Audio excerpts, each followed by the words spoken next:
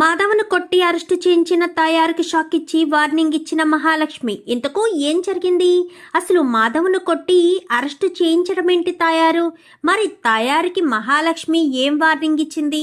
ఇదంతా కూడా వీడియోలో చూసి తెలుసుకునేద్దాం. పొదరిల్లు రేపటి ఎపిసోడ్స్లో ఏం జరగబోతుందో ముందుగా తెలుసుకోవాలి అనుకుంటే వీడియోని లైక్ చేసి ఛానల్ని సబ్స్క్రైబ్ చేసుకోండి.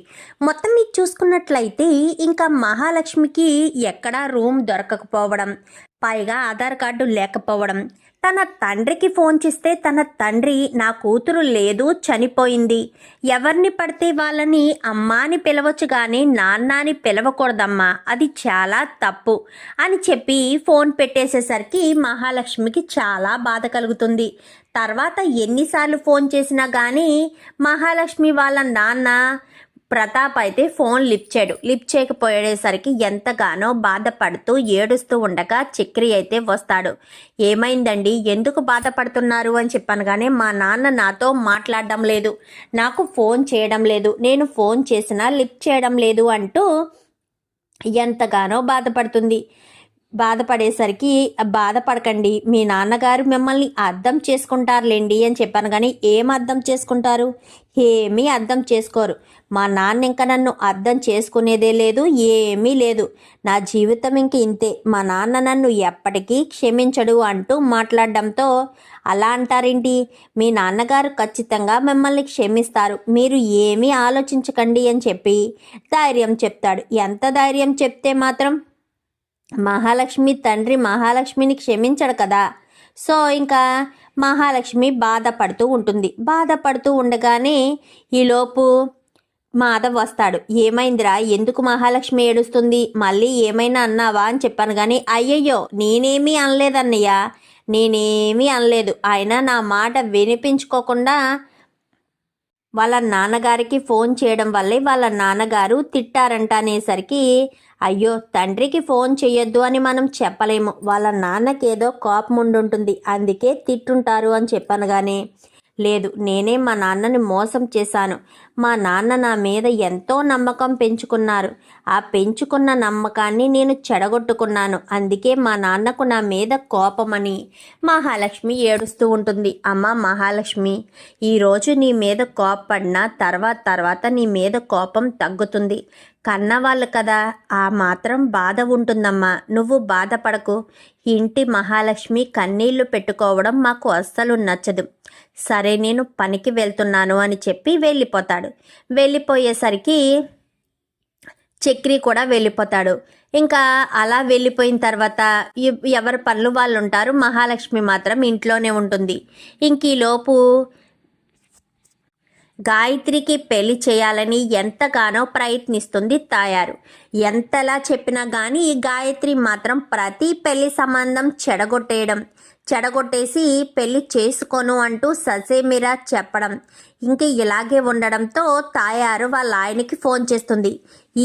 ఈ అమ్మాయికి గాయత్రికి ఎంతలా చెప్పినా వినిపించుకోవట్లేదండి, పెళ్లి చేయమంటే చేసుకోను అంటూ ససేమిరా చెప్పేస్తుంది. ఇప్పుడు నన్ను ఏం చేయమంటారు, ఆ మాధవనే పెళ్లి చేసుకుంటాను అంటుంది, ఏం చేయమంటారు అనగానే నేనే సెలవు తీసుకుని 1 నెల రోజుల్లో వస్తాను, అప్పుడు దాన్ని పెళ్లి చేసేద్దాము అని చెప్పనేసరికి సరే అని ఇంకా గాయత్రికి అయితే అదే విషయం చెప్తుంది. నాన్నొచ్చినా ఎవరొచ్చినా కానీ నేను మాధవ్ భావం తప్ప ఎవరిని పెళ్లి చేసుకోను, వాడినే కావాలని ఎందుకే కోరుకుంటున్నావు, ఆ ఇంట్లో ఏ ఆడపిల్ల అడుగు పెట్టినా ఇంట్లో ఉండలేదు, 5 మగవాళ్ళ మధ్య ఆడపిల్ల ఉండాలి అంటే ఎంత ఇబ్బంది పడుతుందో నీకేం తెలిసే అంటూ మాట్లాడేసరికి అంత గొప్పింటమ్మాయి మహాలక్ష్మి ఉండగా నేను ఉండలేనా, నేను కూడా ఇంటికి కోడలనవుతాను, ఎవరిని తీసుకొచ్చి పెళ్లి చేసుకోమన్నా నేను ఖచ్చితంగా చేసుకోను, నేను మాధవ్ భావన మాత్రమే చేసుకుంటాను అంటూ ససేమిరా చెప్పేసేసరికి ఇలాగే 1 నెల రోజులు గడిచిపోతుంది. ఇంకా నెల రోజుల తర్వాత వాళ్ళ నాన్న వస్తాడు. రావడంతో ఒక పెళ్లి సంబంధాన్ని తీసుకొచ్చేసరికి వాళ్ళ ముందే నేను మా బావని ప్రేమిస్తున్నాను, మా బావనే పెళ్లి చేసుకుంటాను అంటూ తెగేసి చెప్పడంతో ఇంకా దుబాయ్ నుంచి వచ్చిన వాళ్ళ నాన్నకు చాలా కోపం వస్తుంది. కోపం వచ్చి మహాలక్ష్మిని చెంపలు వాసిపోయేలా కొట్టి, నిన్ను వేరే వాడికి ఇచ్చి పెళ్లి చేస్తానే అనగానే నా ప్రాణాలైనా తీసుకుంటాను కానీ వేరే వాళ్ళని పెళ్లి చేసుకోను అంటూ చెప్పడంతో నీకదే వాడికి చెప్పాలి బుద్ధి అని గాయత్రికి వార్నింగ్ ఇచ్చి తాయారు భర్త వాళ్ళ అన్నయ్య మొత్తం ముగ్గురు కూడా ఇంటికి బయలుదేరి వస్తారు. ఆ రోజు ఇంట్లో ఎవరు ఉండరు, కేవలం మహాలక్ష్మి మాధవ మాత్రమే ఉంటారు. రావడంతో ఏంట్రా నా కూతురికి ఏం మాయ చేసావరా, ఏం మందు పెట్టావరా, నా కూతురు నిన్ను తప్ప ఎవరిని పెళ్లి చేసుకోను అంటూ ఖచ్చితంగా చెప్పేస్తుంది. నా కూతురి జీవితాన్ని నాశనం చేద్దామనుకుంటున్నావా, నా కూతుర్ని ఇంకా ఇలా బ్రతకనివ్వవా అంటూ ఇంకా ఎంతగానో తిట్టి వాడిని చేత కొడతారు. దెబ్బలు మూతి మీద రక్తం అది వచ్చేసేటట్టుగా కొట్టేసేసరికి అసలు ఎందుకు కొడుతున్నారు అనగానే నా కూతుర్ని మాయ చేశాడు వీడిని వదిలిపెట్టకూడదు, ఇంకొకసారి నా కూతురుతో మాట్లాడినట్టు తెలిసినా నా కూతురి కాశాలు కల్పించినా నేను అస్సలు ఊరుకోను, నీకు ఇదే చివరిసారి వార్నింగ్ ఇస్తున్నాను, ఇంకొకసారి ఇలాంటి వేషాలు వేస్తే మాత్రం అస్సలు ఊరుకోను అంటూ ఇంకా మాధవకి వార్నింగ్ ఇచ్చి వెళ్ళిపోతారు. ఇంకా మాధవ్ని తీసుకొచ్చి ఏంటండి ఏం మాట్లాడరేంటి, వాళ్ళు మిమ్మల్ని అంతలా కొడుతుంటే మీరు తిరిగి కూడా సమాధానం చెప్పరేంటి, అసలు మీరు ఏమనుకుంటున్నారు అనగానే చూడు మహాలక్ష్మి, నేను గాయత్రికి ఎంతగానో చెప్పి చూశాను, అయినా గాయత్రి నన్నే పెళ్లి చేసుకుంటానంటూ పట్టుపడుతుంది. వాళ్ళ అమ్మకు కానీ వాళ్ళ నాన్నకు కానీ నేనంటే నచ్చదు, ఎందుకంటే మా ఆస్తి కోసమే చూస్తారు తప్ప మా ఇంట్లో వాళ్ళ గురించి ఎవరు ఏమీ ఆలోచించరు. మరి ఎందుకు గాయత్రి ఎలా చేస్తుందో నాకు అర్థం కావట్లేదని మాట్లాడుతూనే ఇంకా తన మొహానికైన వాటికి బ్లడ్ తుడుస్తూ ఫస్ట్ ఎయిడ్ చేస్తూ ఉంటుంది. ఈలోపు చక్రి ఇటు కేశవ కన్నా ముగ్గురు కూడా వస్తారు. వచ్చేసరికి ఏమైందన్నయ్య అని చెప్పాను కానీ ఏమీ లేదురా పడిపోయానురా అని చెప్పాను కానీ పడిపోయావా, పడిపోతే ఎలా ఎందుకు దెబ్బలు తగులుతాయి అన్నయ్య, నువ్వేదో నిజం దాస్తున్నావు. మహాలక్ష్మి గారు ఏమైంది చెప్పొద్దునా ఏమైంది అని చెప్పాను కానీ మీ అత్త తాయారు వాళ్ళ ఆయనతో కలిసి వచ్చింది, గాయత్రి పెద్దీనే పెళ్లి చేసుకుంటాను అని చెప్తుందంట, అందుకోసమని పెద్దీని కొట్టి వెళ్ళారు వాళ్ళు అనగానే వాళ్ళని అస్సలు వదిలిపెట్టకూడదు, వాళ్ళు నిన్నంతలా కొడుతుంటే చూస్తూ ఊరుకున్నావా అన్నయ్య, వాళ్ళ మీద తిరగపడాల్సింది కదా అనగాని ఎందుకురా తిరగపడడం వల్ల ఎలాంటి ఉపయోగం లేదు, గొడవలు జరగడం తప్ప వదిలేసేయండి, ఈ దెబ్బతో అయినా సరే గాయత్రి మరొక వ్యక్తిని పెళ్లి చేసుకుంటుందేమో, నన్ను పెళ్లి చేసుకోవడం వల్ల ఎలాంటి ఉపయోగం లేదు, అది గాయత్రికి కూడా అర్థం అవ్వాలి అని చెప్పాను కానీ అది కాదన్నయ్య అని చెప్పనేసరికి ఇంకా మీరు ఎక్కడికి వెళ్ళొద్దు అని ఎంత చెప్తున్నా కానీ వినిపించుకోకుండానే వాళ్ళు వెళ్తారు. వెళ్ళి ఇంకా అక్కడికి వెళ్ళి వాళ్ళ ఆయన్ని వాళ్ళని చిత్త కొట్టుడు కొడతారు. ఎంత వద్దని చెప్తున్నా ఒరే వద్దురా అని చెప్తున్నా కానీ వీళ్ళు వినిపించుకోరు కదా, వినిపించుకోకుండానే వెళ్ళి వాళ్ళని కొట్టడంతో ఇంకా వాళ్ళ ఆయనకి బాగా దెబ్బలు తగులుతాయి. వాళ్ళ ఆయనకి వాళ్ళ అన్నయ్యకి ఆడదాని మీద చేసుకోరు కదా, వీళ్ళిద్దరికి బాగా దెబ్బలు తగిలేసరికి ఇంకా తాయారు ఇదే సరైన అవకాశం, ఆ మాధవ్ గారిని అరెస్ట్ చేయించాలి, మాధవ్ గారిని అరెస్ట్ చేయిస్తేనే వాడికి బుద్ధి వస్తుంది, అప్పుడు దీనికి కూడా బుద్ధొచ్చి ఇది వాడి జోలికి వెళ్లకుండా ఉంటుంది అన్న ఉద్దేశంతో ఇంకా సరాసరి పోలీస్ స్టేషన్కి వెళ్తారు. పోలీస్ స్టేషన్కి వెళ్ళేసరికి ఇప్పుడు ఎవరి మీద కంప్లైంట్ ఇవ్వడానికి వచ్చావమ్మా, ఇప్పుడు కూడా మీ అన్నయ్య మీదేనా అని చెప్పాను కానీ కాదు వాడి కొడుకు మీద అని చెప్పనేసరికి వాడి కొడుకులు ఏం చేశారు అనగాని ఏం చేశారా, నా కూతుర్ని పెళ్లి చేసుకుంటానని మాయ మాటలు చెప్పాడు, నా కూతురు వాడిని తప్ప ఎవరిని పెళ్లి చేసుకోనని భీష్మించు కూర్చుంది, దాని భవిష్యత్తు ఏమైపోతుందా అని భయపడుతూ ఉండగా వాళ్ళ మనుషులు వచ్చి వాళ్ళ తమ్ముళ్ళు వచ్చి నా ఇంటి మీదకి దాడి చేశారు, నా కూతుర్ని ఎత్తుకుపోవాలనుకున్నారు, నేను అడ్డుకున్నాను కాబట్టి సరిపోయింది అంటూ చెప్పడంతో ఒక్కసారిగా ఇంకా పోలీస్ ఇన్స్పెక్టర్ అయితే ఆడపిల్ల విషయంలో అయితే తొందరగా రియాక్ట్ అవుతాడు కదా, సో ఇలాగని చెప్పనేసరికి సరే పదండి అని అందరూ కూడా వీళ్ళింటికి వచ్చేస్తారు. వీళ్ళింటికి వచ్చేసేసరికి ఏంటి ఇన్స్పెక్టర్ ఎలా వచ్చారు అనగానే మాధవ్ అంటే ఎవరిక్కడ అని చెప్పనేసరికి నేనే మాధవ్ని, ఏం జరిగింది అని చెప్పాను కానీ యు ఆర్ అండర్ అరెస్ట్ అనేసరికి నేనేం తప్పు చేశాను అని మాధవ్ అడుగుతాడు. ఈ లోపు అందరూ కూడా వచ్చేస్తారు. ఇంకా మహాలక్ష్మి కూడా వచ్చి ఆయన ఏం తప్పు చేశారు, ఏ నేరం కింద మీరు అరెస్ట్ చేస్తున్నారు, అది నేరారోపణ అయ్యిందా, సాక్ష్యాలు ఉన్నారా, ఆధారాలు ఉన్నాయా, ఏ ఆధారంతో మీరు అరెస్ట్ చేస్తున్నారు, ఆయనే కొట్టారని అని చెప్పనేసరికి ఏ ఆధారంతో ఏంటి, ఆల్రెడీ కొట్టాడని చెప్పడమే ఉంది, వాళ్ళ అందరూ చెప్తున్నారు అనగానే అందరూ చెప్పడం కాదు, కొట్టారు అని వాళ్ళు చెప్పడం కాదు, నేను ప్రత్యక్ష సాక్షిని, వాళ్ళు ఇక్కడికి వచ్చి కావాలనే గొడవ పడడంతో ఈయన పెద్ద ఏమీ మాట్లాడలేదు, కొట్టను లేదు, వాళ్ళే పెద్దని కొట్టారు అనగానే వీళ్ళ తమ్ముళ్ళు వెళ్ళి వాళ్ళని చిత్త కొట్టారంట. అందుకే వాళ్ళు వచ్చి కంప్లైంట్ ఇచ్చారు, మాధవని అరెస్ట్ చేస్తున్నాము అని చెప్పి ఇంకా మాధవని కాస్త తీసుకుని వెళ్ళిపోయేసరికి ఇంకా మహాలక్ష్మి, అప్పుడు కూడా మహాలక్ష్మి ఒకతే ఉండేసరికి మహాలక్ష్మికి ఏం చేయాలో అర్థం కాక చక్రికి ఫోన్ చేసేసరికి ఏంటి మహాలక్ష్మి గారు ఏమంటున్నారు, మా అన్నయ్యని అరెస్ట్ చేసి తీసుకువెళ్ళడం ఏంటి, మీరు చేసిన వెధవ పనికి మరి మీ అన్నయ్య గారిని అరెస్ట్ చేసి తీసుకువెళ్ళకపోతే ఎక్కడికి తీసుకెళ్తారనుకుంటున్నారు, మీరు కావాలని ఇదంతా చేశారు, మీరు చేసిన పని వల్ల ఎంత పెద్ద ప్రాబ్లం వచ్చిందో చూసారు కదా, అది మీకు అర్థం కాలేదు అని చెప్పి మాట్లాడడంతో అది కాదు మహాలక్ష్మి గారు అని చెప్పాను కానీ అర్జెంటుగా ఎక్కడున్నారో ఇంటికి రండి, తర్వాత సంగతి తర్వాత చూసుకుందామని చెప్పాను కానీ మాధవ్ని అరెస్ట్ చేసి తీసుకువెళ్ళిపోతారు, ఇంటికి వెళ్తారు. అసలు ఏం జరిగింది వదిన అని చెప్పాను కానీ ఏం జరగడం ఏంటి, మిమ్మల్ని ఆవేశపడద్దు అని ఎంత చెప్తున్నా మీరు వినిపించుకోకుండా ఆవేశంతో ఆ ఇంటికి వెళ్ళారు, ఇప్పుడు వాళ్ళని కొట్టారని మీ అన్నయ్య గారిని అరెస్ట్ చేశారు అని చెప్పనేసరికి పదండి వదిన మనం పోలీస్ స్టేషన్కి వెళ్దాము అని అందరూ కూడా పోలీస్ స్టేషన్కి వెళ్తారు.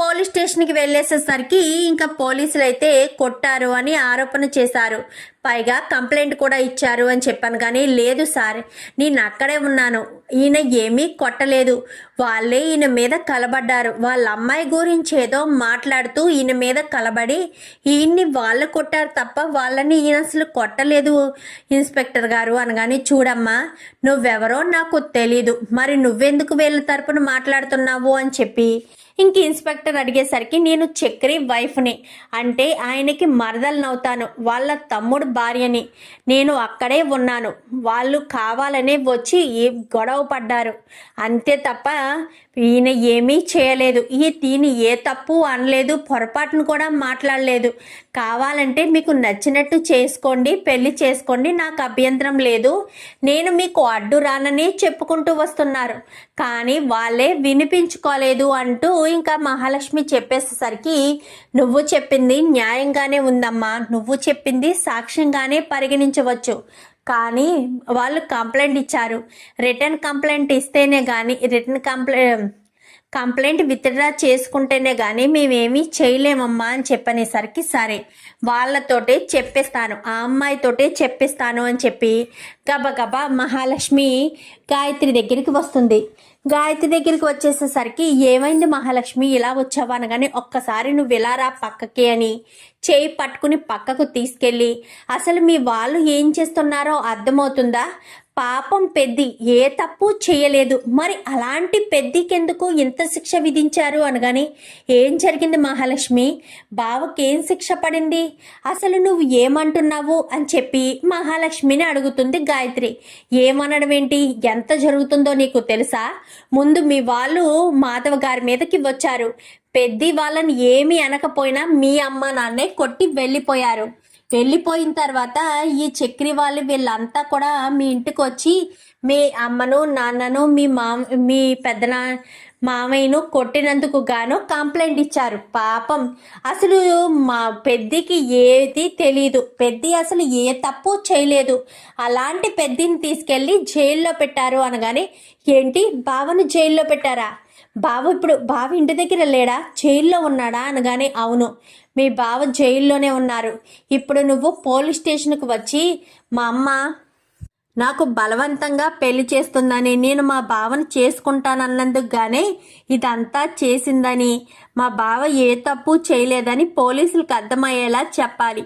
అప్పుడే మీ బావను వదిలిపెడతారు, లేదంటే వదిలిపెట్టరు. తర్వాత నీ ఇష్టం అని చెప్పాను కానీ, లేదు మహాలక్ష్మి గారు, నేను మా బావ కోసం ఎక్కడికైనా వస్తాను, ఏదైనా చేస్తాను. మా బావకి ఏ ప్రమాదం జరగకూడదు, మా బావని నేను చాలా బాగా చూసుకుంటాను అని మాట్లాడుతూ ఉంటుంది. బాగా చూసుకోవడం కాదు, ముందు మనం పోలీస్ స్టేషన్కి వెళ్ళి అక్కడ జరిగిన విషయం చెప్పాలి అని మా మహాలక్ష్మి చెప్పడంతో, సరే పదండి మహాలక్ష్మి గారు అని చెప్పి బయలుదేరిపోయేసరికి, ఎక్కడికి వెళ్తున్నావు అనగానే, బావ ఏ తప్పు చేయలేదని, తప్పులు మొత్తం మీరే చేశారని అందరి ముందు నిరూపించడం కోసమే వెళ్తున్నాను అని చెప్పనేసరికి, ఏం మాట్లాడుతున్నావే, తప్పులు మేమే చేయడం ఏంటి అనగానే, అవునమ్మా తప్పు మీరే చేశారు, మరి మీరు చేసి బావను తప్పు పడతారేంటి? తప్పు మీరు చేసి బావను ఏమన్నా అంటే నేను ఊరుకోను. మీరు నన్ను కొట్టినా తిట్టినా గానీ నేను బావని మర్చిపోతానని, మరొకరిని పెళ్లి చేసుకుంటానని ఎలా అనుకుంటున్నారు? బావని మాత్రం ఎట్టి పరిస్థితుల్లో మర్చిపోను. నా ప్రాణాన్నైనా వదులుకుంటాను కానీ బావను మాత్రం వదులుకోను అని చెప్పి ఇంకా గాయత్రి చెప్పి, పద మహాలక్ష్మి మనం పోలీస్ స్టేషన్కి వెళ్దాము, ఎవరు అడ్డుకుంటారో అది చూస్తాను అని గబగబా ఇద్దరు కూడా పోలీస్ స్టేషన్కి వెళ్తారు. వెళ్ళేసరికి డైరెక్ట్ సెల్లో ఉన్న మాధవ్ దగ్గరికి గాయత్రి వెళ్తుంది. బావా ఏమైంది బావా, నిన్ను ఎందుకు బావా ఎంతెలా కొట్టారు అనగానే, ఎవరమ్మా నువ్వు అని చెప్పనేసరికి, తాయారు కూతుర్ని నేను అని చెప్పనగానే, మీ అమ్మే మీ బావ మీద కంప్లైంట్ ఇచ్చింది, ఆయన దెబ్బలు మేం కొట్టినవి కాదమ్మా, మీ వాళ్ళు కొట్టిన దెబ్బలే అవి, పైగా మీ వాళ్ళనే కొట్టారు అని కంప్లైంట్ ఇచ్చింది మీ అమ్మ. అయితే మా బావను కూడా మా వాళ్ళు కొట్టారని నేను కంప్లైంట్ ఇస్తాను, రిటర్న్ కంప్లైంట్ రాసుకోండి అని చెప్పాను కానీ, బాగుందమ్మా నువ్వు వాళ్ళ మీద వాళ్ళు మీ ఇళ్ళ మీద అని చెప్పాను కానీ, మా బావను నేను ప్రేమిస్తున్నాను, కుటుంబాల మధ్య గొడవలు ఉండడంతో మా బావని కాదని నాకు మరొకరినిచ్చి పెళ్లి చేయడానికి మా ఇంట్లో వాళ్ళు సిద్ధపడుతున్నారు. నేను నా ప్రాణాన్నైనా వదులుకుంటాను కానీ మా బావను మాత్రం వదులుకోను అని చెప్పి గాయత్రి చెప్తుంది. ఈలోపు తాయారు భర్త వాళ్ళ అన్నయ్య మొత్తం ముగ్గురు కూడా వచ్చేస్తారు. ఏయ్ ఎక్కడికి ఎందుకు వచ్చావే, అయినా వీడి దగ్గరికి నువ్వెందుకు వచ్చావే అనగానే, ఏంటమ్మా అసలు ఏమనుకుంటున్నావు, బావని ఇంతలా కొడతావా, నేను బావను తప్ప ఎవరిని పెళ్లి చేసుకోను అని చెప్పాను కదా అని చెప్పనేసరికి, ఇంకా అక్కడే గాయత్రి మీద చెయ్యి ఎత్తబోయేసరికి, ఓ అమ్మో ఏం చేస్తున్నావో తెలుస్తుందా, ఎదిగిన ఆడపిల్ల మీద చేసుకోవడం ఏంటి, ఆ అమ్మాయి మేజరు, వాళ్ళిద్దరికీ ఒప్పుకుంటే మేము వాళ్ళిద్దరికీ పెళ్లి చేసి ఇక్కడి నుంచి పంపించగలం, అది గుర్తుపెట్టుకోండి, వాళ్ళిద్దరూ పెద్దల ఆశీర్వాదంతో పెద్దల అనుమతితో పెళ్లి చేసుకోవాలని కోరుకుంటున్నారు, అది మీరు నిలబెట్టుకోకుండా మీరు ఇలా చేయడం ఏంటి, అసలు మీకు కొంచెమైనా బుద్ధి జ్ఞానం అనిపిస్తుందా, ఈ రకంగా ఉంటే ఎలా కుదురుతుంది, ఎవరొకరు తగ్గి వాళ్ళిద్దరి పెళ్లి చేయాలి, మళ్ళీ ఎవరొకరి ప్రాణాలు తీసుకుంటే జీవితాంతం బాధపడడం తప్ప మరొక అవకాశం ఉండదు, చేతులు కాలాక ఆకులు పట్టుకున్నా ఎలా లాభం ఉండదో ఉన్నంతసేపునేమో వీళ్ళకి పెళ్ళిళ్ళు చేయరు, వీళ్ళు ఏ ప్రాణాలు తీసుకోవాలని ప్రయత్నించినా తొందరపాటు నిర్ణయాలు తీసుకున్నా ఓ తెగ బాధపడిపోతూ ఉంటారు, అప్పుడు జీవితాంతకాలం సరిదిద్దుకోలేని తప్పు జరిగిపోయిందే, ముందే ఒప్పుకోవాల్సిందే అని చెప్పి తర్వాత పశ్చాత్తాపడతారు. అలా పశ్చాత్తాపడడం కంటే ఇప్పుడు మీ కూతురు ఇష్టాన్ని గౌరవించడం చాలా మంచిది, అది చాలా ఉత్తమం కూడా అని చెప్పనేసరికి ఇంకా తాయారైతే ఏం మాట్లాడాలో అర్థం కాదు. ఇప్పుడు ఏదైనా చేసుకుంటారేమో, పెళ్లి చేసుకుంటారేమో అని ఆలోచిస్తూ ఉంటుంది. ఆలోచిస్తూ ఉండేసరికి ఇంకా ఇన్స్పెక్టర్ అయితే, ఇప్పుడు పెళ్లి దాకా ఎందుకు వెళ్ళడం, అతన్ని వదిలేసండి, ఇదిగో నేను కేసు విత్డ్రా చేసుకుంటున్నానని ఇంకా కేసు విత్డ్రా చేసుకుని వెళ్ళిపోయేసరికి మాధవన్ తీసుకుని మహాలక్ష్మి ఎంతో బాధగా ఇంటికి బయలుదేరి వెళ్తుంది.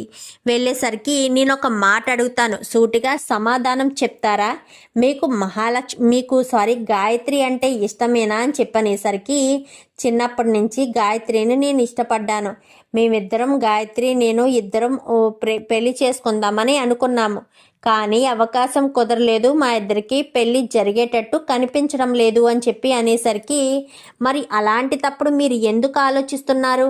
గాయత్రిని పెళ్లి చేసుకోవాలన్న మీ ఆశ నెరవేరాలి అంటే మీరు తొందరపడి గాయత్రిని పెళ్లి చేసుకోవాలి. అంతే తప్ప మీరు ఇలా ఆలస్యంగా చేసి ఆలస్యపడితే ఇంకా ఎలాంటి ఉపయోగం ఉండదు అని చెప్పనగానే, అదే ఆలోచిస్తున్నాను అనగానే ఇంకేం ఆలోచించకండి.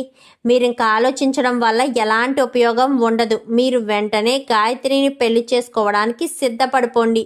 అప్పుడే మీకు గాయత్రి దక్కుతుంది, లేదంటే ఎప్పటికీ మీ గాయత్రి తగ్గదు అని చెప్పి మాట్లాడడంతో ఇంకా ఏం ఆలోచించాలో అర్థం కాకుండా ఆలోచనలో పడేసరికి, మీరు ఆలోచిస్తే సమయం వృధా అవుతుంది, ఏదో ఒకటి ఆలోచించండి అనేసరికి, నేను ఆలోచించి చెప్తానులే మహాలక్ష్మి అని చెప్పి ఇంకా చక్రి అంటాడు, సారీ మాధవ్ అంటాడు. మాధవ్ అనేసరికి ఇంకా వీళ్ళిద్దరికీ ఇష్టం ఉంది కాబట్టి నేనే ఏదో ఒకటి చెయ్యాలని మహాలక్ష్మి సరాసరి వాళ్ళ ఇంటికి వెళ్తుంది. వాళ్ళ ఇంటికి వెళ్ళి, ఏమనుకుంటున్నారు అసలు మీరు? మీ ఉద్దేశం ఏంటి? అసలు మీకు ఏ కారణం చేత వాళ్ళిద్దరినీ విడదీయాలనుకుంటున్నారు? ఒకరి కోసం ఒకరు అన్నట్టు వాళ్ళిద్దరూ ఒకరిని ఒకరు ఇష్టపడుతున్నారు. మరి అలాంటిటప్పుడు వాళ్ళని మీరు విడదీయవలసిన అవసరం ఏముంది అని చెప్పాను. కానీ నువ్వెవతవమ్మా వాళ్ళిద్దరూ ఒకరి కోసం ఒకరు బ్రతుకుతున్నారు అని చెప్పడానికి అనగానే, చూడండి, వాళ్ళిద్దరూ పెళ్లి చేసుకోవాలనుకుంటే క్షణకాలం పట్టదు. అది మీరు అర్థం చేసుకోకుండా, మీ పెద్దరికాన్ని నిలబెట్టుకోకుండా మీరు ఇలా ఎందుకు చేస్తున్నారో అర్థం కావట్లేదు. అయినా మీరు ఒకటి ఆలోచించడం లేదు. వాళ్ళిద్దరూ పెళ్లి చేసుకోవాలి అనుకుంటే ఎలా అయినా చేసుకుంటారు కదా, మరి మీరు ఎందుకు అడ్డుకుంటున్నారు? అది మంచి పద్ధతి కాదు అని చెప్పాను. కానీ నువ్వు మాకు పద్ధతులు నేర్పిస్తావా అంటూ మాట్లాడేసరికి, మీకు ఏం చెప్పినా తప్పుగానే అర్థమవుతుంది, ఏం చేసినా తప్పుగానే అర్థం చేసుకుంటున్నారు మీరు అని చెప్పనేసరికి, మీకు నేను ఎంత చెప్తున్నా మీకు బుర్రకెక్కడం లేదు. వాళ్ళిద్దరిని విడదీయడం అంత మంచిది కాదు. అది మీరు అర్థం చేసుకుని మసులుకుంటే బాగుంటుంది అని చెప్పి ఇంకా మహాలక్ష్మి అంటుంది. మహాలక్ష్మి అనేసరికి, ఏంటమ్మా ఇప్పుడు నువ్వు చెప్పేది? అంటే నువ్వు చెప్పినట్టుగా మేము చెయ్యాలి అంటున్నావు అంతేనా అని చెప్పనేసరికి, అవును, చెప్పినట్టు చేస్తే అది మీకు చాలా మంచిది, అర్థం చేసుకోండి. ప్రతి క్షణం వాళ్ళ గురించి ఆలోచించుకోవడానికి వాళ్ళకి అవకాశం ఇవ్వండి. వాళ్ళిద్దరికీ మీరు పెళ్లి చేయకపోతే వాళ్ళిద్దరూ త్వరలోనే పెళ్లి చేసుకొని మీ ముందుకు వస్తారు. అది మాత్రం ఖచ్చితంగా అవుతుంది. అది మీరు అర్థం చేసుకుని చక్కగా ఉంటే బాగుంటుంది అని చెప్పి మాట్లాడేసరికి ఇంకా ఏం మాట్లాడాలో అర్థం కాదు. మీకు ఇదే నేను వార్నింగ్ ఇస్తున్నా అనుకుంటారో ఏమనుకుంటారో మీ ఇష్టం. ఖచ్చితంగా ఇదే జరగబోతుంది త్వరలో. మీరు ఇది మనసులో పెట్టుకుని మసులుకుంటే బాగుంటుందని గట్టిగా వార్నింగ్ ఇచ్చి ఇంకా అక్కడి నుంచి వచ్చేస్తుంది మహాలక్ష్మి. ఎక్కడికి వెళ్ళావమ్మా మహాలక్ష్మి అనగానే, మీ ఇద్దరికి పెళ్లి చెయ్యాలి అని నేను నిర్ణయం తీసుకున్నాను అనగాని, ఎందుకమ్మా మహాలక్ష్మి, ఎవరితో ఎలాంటి గొడవలు పెట్టుకోవద్దు. నువ్వు గొడవలు పెట్టుకుని ప్రాబ్లమ్స్లో ఇరుక్కుంటే మేము చూసి తట్టుకోలేమమ్మా అని చెప్పనేసరికి, నాకేం కాదు అని చెప్పి ఇంకా మహాలక్ష్మి కాస్త చెప్పేసరికి ఇంకా చక్రి ఇంటికి వస్తాడు. ఇంటికి వచ్చేసరికి, ఏమైంది, ఏం జరిగింది అనగానే, ఏం జరిగిందా, మహాలక్ష్మి అత్తయ్య వాళ్ళ ఇంటికి వెళ్ళి వార్నింగ్ ఇచ్చి వచ్చిందంట, నాకు తనకి పెళ్లి చేస్తాను అని చెప్పి అనగాని, ఎవరికి? అత్త కానగాని, చినోర్మి అత్తకు కాదు, గాయత్రికి మహాలక్ష్మి నాకును పెళ్లి చేస్తానని మహాలక్ష్మి చెప్పింది అంటూ చెప్పేసేసరికి, అంత అలా చెప్తుందంటే ఖచ్చితంగా మహాలక్ష్మి ప్రయత్నం చేస్తుందని అర్థమవుతుంది అన్నయ్య. నీకు గాయత్రి అంటే ఇష్టమే కదా, గాయత్రిని పెళ్లి చేసుకోవడానికి సిద్ధపడిపో. మహాలక్ష్మి గాయత్రిని ఏదో రకంగా ఒప్పించి కొంచెం ధైర్యం చేసుకుని ఖచ్చితంగా ముందుకు సాగుతుంది అని చెప్పి మాట్లాడేసరికి, సరే అని చెప్పి ఇంకా చక్రి అంటాడు. చూద్దాం మరి రాబోయే ఎపిసోడ్స్లో మరి గాయత్రికి మాధవ్కి పెళ్ళి జరుగుతుందో లేక ఇంకేమైనా జరుగుతుందో. వీడియో నచ్చితే లైక్ చేసి ఛానల్ని సబ్స్క్రైబ్ చేసుకోండి. Thank you for watching.